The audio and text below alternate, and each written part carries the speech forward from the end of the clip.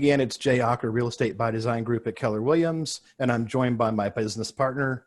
And I am Troy Jaster, Real Estate by Design in San Antonio, Texas. Yep, and for those of you who did not know, we are in North Texas, Dallas, Fort Worth. Troy's got a big chunk of South Texas covered, including the San Antonio market.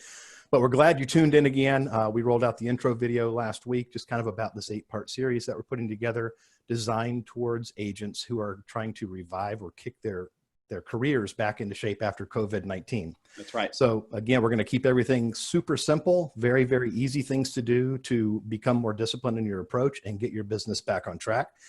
Troy, what are we going to be talking about today? So the title of today's is Get Up and Show Up. So what we're talking about here is that maybe over the last couple of months, well, not maybe, I mean, let's face it, all of us got out of our normal rhythms. And I don't know about what it's like for you, but I know for me, I'm way more productive when I'm in my office here rather than when I'm working from home. But the last couple of months, I didn't have a choice. I had to be working from home. So what commonly can happen, and I don't know that I ever did this because I'm perfect, right? Right. But what can often happen when we're working from home or when we're not in our normal rhythms is that we wake up, kind of roll out of bed, start checking some emails, and then maybe, oh, hey, there's something I need to respond to. There's a form I need to fill out. There's a contract I need to check into. And suddenly you just sort of like slowly roll into the morning rather than having like a defined, I'm starting my day right now. I'm entering the office. And suddenly, you know, that little, hey, I'm going to check a couple emails and get back to a couple people turns into, it's another episode of Ozark. Yeah. Another episode. That's right. But it turns into, you know, all of a sudden it's 11 a.m. I'm still in my pajamas. I haven't showered. I maybe grabbed a piece of toast for breakfast. And, you know, it's just like you don't have this clear start to the day. So that's the first thing that I think is really detrimental, because then that also can bleed into the end of the day where you just kind of never stop. And if we never start and we never stop, then we never are really fully at our peak production, right? You're just operating in a gray area.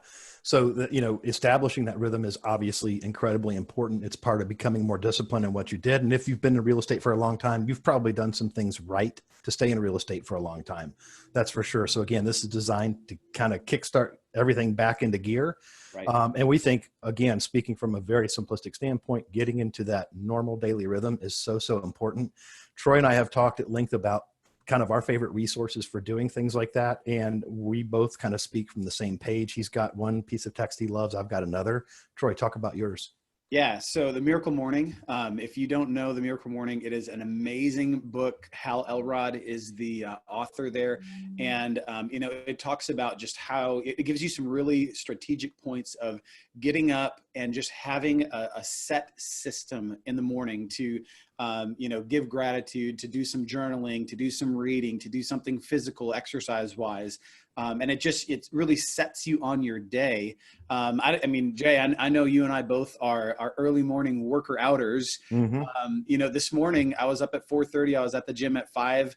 We even after the gym, our little crew, we went out for breakfast this morning. Yeah. I got back to the house. It's like 7:15. I've already done my workout, had breakfast, and nobody else in my house is awake yet. Yeah, it's funny during the lockdown, if you will. I'm like you. I'm used to get up at 5:30 in the morning, and starting about the middle of that 3-month block, I was getting up at 8. Yeah, and it just knocked my circadian rhythms, everything out of whack. And I've slowly worked myself back into it. And I got up at 5 this morning against my will for some reason, just got up. Well, and you know what happens is you weren't doing that on day one of the shutdown. It's a slow creep. Yep. Right? It's this slippery slope. They're like, oh, 5 turns into 5:15, turns into 5:30, turns into 6, turns into, I'm not even going to set my alarm and just wake up when the birds are chirping. Yeah. And the big thing that I took from Miracle Morning myself, and I've always kind of adopted some version of this in the past, but this really put it into perspective for me, was starting my day the night before. Yes. In other words, I will every single night, regardless of the day, I will pull up my calendar sometime between 7 p.m. and when I go to bed and just see what the next day looks like. And I'm at least mentally prepared for that. And I'm not going to wake up in the morning at some unspecified time and wonder what I have to do that day. I already know, and my head's in the right place. And, it gets as simple and basic as when I come in, I'm very, very much a creature of habit. I put my car keys here, I put my wallet here, I put my briefcase here, and whatever else I may need for the day right there. So when I'm on my way out the door, boom, boom, boom, boom, I grab them all and I'm gone, because everybody's probably been in the situation before where you are 10 minutes down the road from your house and you forgot your phone. Yeah. And there's no bigger way to shoot the wheels off your morning than forgetting something like that. Well, and we'll get a lot more into this on the next one coming up, the next video, where we talk a lot more about some scheduling habits and some time blocking habits. But I'll just tell you, one of the things that I look at, long ago, I saw that every single one of us gets 1,440 minutes per day. That's all you get, 24 hours, 1,440. By God, I am not going to spend any of that 1,440 minutes looking for my stinking keys. Are you kidding me? Like, if that's all I get. Life is too short, too precious every minute. So the piece of text or the book that I really love, and I read it probably 2 years ago for the first time, and I've read it probably 3 or 4 times since, is called Atomic Habits by James Clear. And this is an audio book that I listen to coincidentally when I'm driving back and forth between Dallas-Fort Worth and San Antonio. I listen to it routinely, and the biggest thing that grabbed me out of that book, and I go back to it, and it talks about it extensively in the first 4 chapters, is essentially becoming 1% better today than you were yesterday. Yeah. It doesn't put that granular number of 1% on it, but it's about doing things a little bit differently just to become that much better. In fact, these little gains that you're making in your progress towards whatever you're doing are almost unnoticeable, but over time you look back, it's like working out. You mentioned that, you know, I don't realize that I'm actually losing weight or getting smaller in the waist until I try to put on my old jeans and they fall off of me. And the phenomenon, or the descriptor of what they call that in that book, is the aggregation of marginal gains. The gains are so tiny, you don't even recognize them until you look at it over a block of time, and then it's a huge, huge gain. So just focusing on becoming more disciplined every day is really where my head is at. And making sure, whether it's making fewer errors, getting more done, becoming more efficient at the same things I do every day, that's really what I'm looking at and focused on. Right. Yeah, that's exactly it.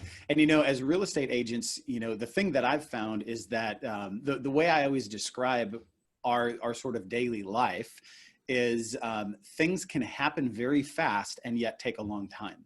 Mm-hmm. You know, there's times where you get that phone call and suddenly you've got to go show a house in 20 minutes, because I know my market's similar to yours, and, you know, properties that are good can go under contract really, really fast. Yeah. And so, you know, just last week, I'm driving into the office. I get a phone call from a client of mine. She said, this one just popped up on the market. Let's go see it. And I did a 180, and we're there a half hour later.